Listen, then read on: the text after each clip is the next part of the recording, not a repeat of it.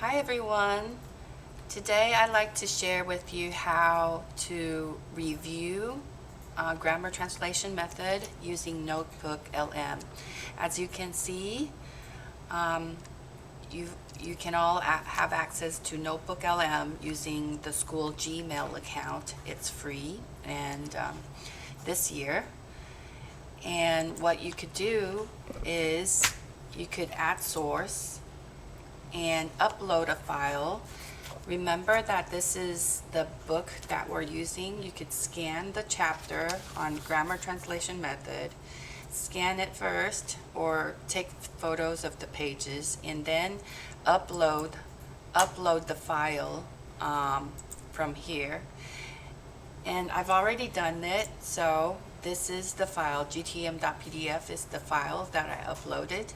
Okay, once you uploaded this file, you could select the source and then go on ahead and click on slide deck.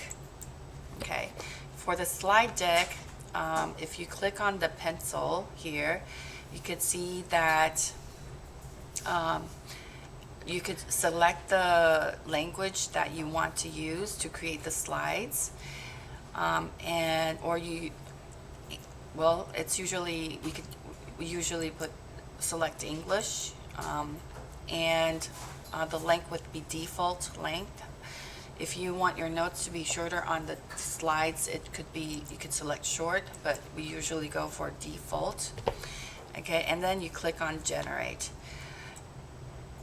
Because I've already generated mine, let me show you mine. It's right here. And you could see the slides that it created for us.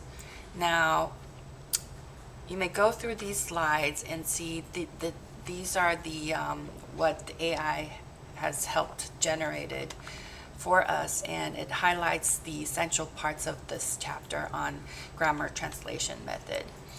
You could go over these slides very quickly, and I'm sure that you've read the chapter, but this is to help you with the important parts of GTM, okay, and the GTM diagnostic dashboard, the power dynamics, that GTM is 100% teacher authority. The medium is through native language of the instructor as well as the students. There's zero error for tolerance and no principle in this method that relates to students' emotions or feelings. So also hyper focused on these skills, language areas, culture and valuation, and GTM systematically ignored these areas on the right hand side. Okay, so and this is the mechanism, the translation bridge.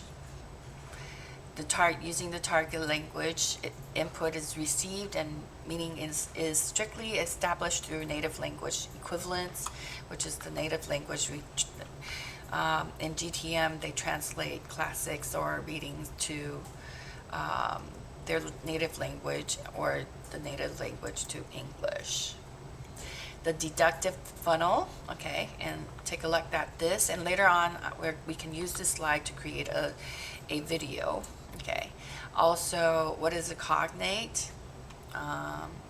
It's the learning is accelerated by mapping similarities. Students are actively taught to recognize cognates, words with matching spelling or sound patterns across both languages. So there are no cognates in between English and Chinese, so that's not applicable. But tomorrow, our GTM group, they're going to teach us Cantonese using grammar translation method. So perhaps in the Cantonese, the characters, their similarities, or I'm not sure if we could call them cognates, but for this example, in particular in the book, it's English to Spanish. There are cognates. Words in Spanish that sound, the spelling pattern is similar to English, and the pronunciation pattern, the word is pronounced differently, but it's very similar, and those are called cognates. The educator's toolkits. So these are activities that are usually conducted in class through teachers adopting GTM, grammar translation method. Okay, and the synthesis, language as an academic puzzle, why the heavy reliance on exact translation, deductive grammar, or absolute teacher authority, and you can think about whether or not GTM is an appropriate method in the 21st century nowadays. Should we utilize GTM to teach English? Okay, and here's the final verdict. It's highly structured, resource efficient, requiring minimal target language speaking proficiency from the teacher, and relies heavily on standard textbooks. But the trade-off is GTM produces students capable of translating complex literature, but often leaves them unable to hold a basic spontaneous conversation in the target language. In other words, reading and writing is emphasized and through translation, but students, if taught based on GTM, they don't become confident in how holding conversations with their peers.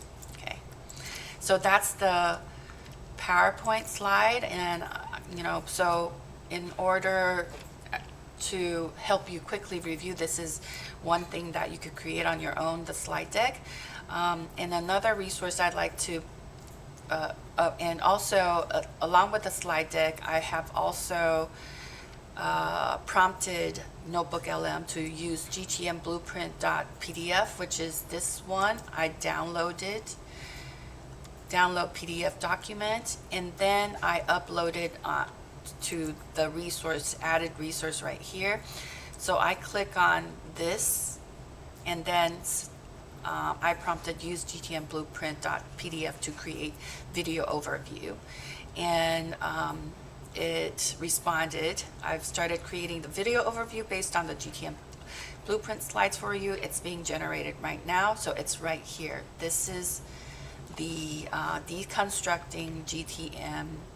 All right, let's dive in. Today, we're taking out the toolbox and deconstructing one of the oldest, most foundational methods in language education. Okay, so this is the GTM, and you could go through, it's just a 7-minute video. Worksheet. And what's totally missing? But remember, I prompted using the GTM blueprint, the slide deck created earlier. So you could see that in this video, the slides were included in the video instructions. From this picture? Yeah.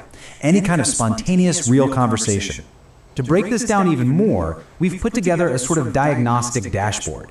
Think of these as the main settings, the switches and dials that control exactly how the GTM machine runs.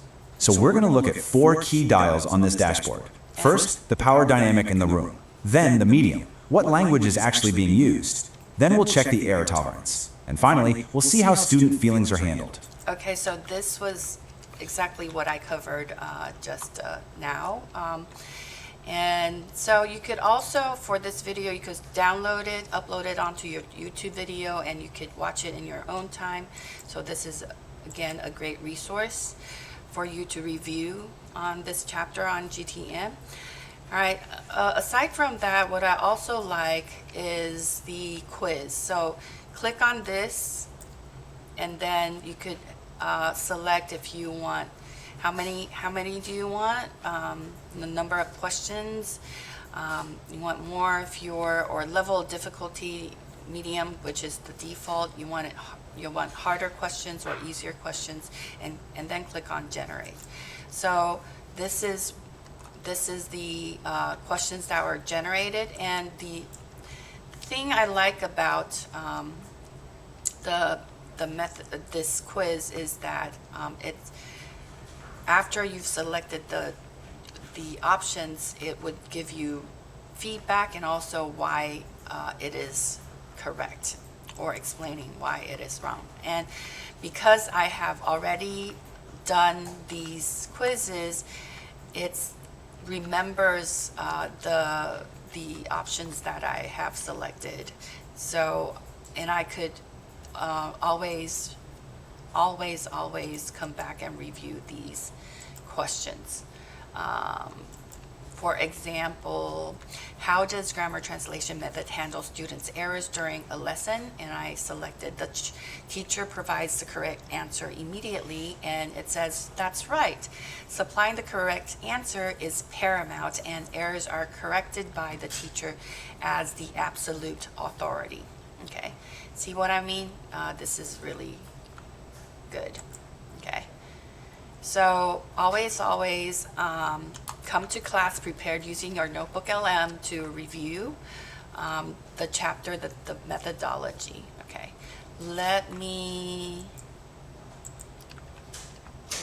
so let me close the quiz, and you could always, click and open it up one more time, and this is how you close it down. Okay, and another thing would be the flashcard.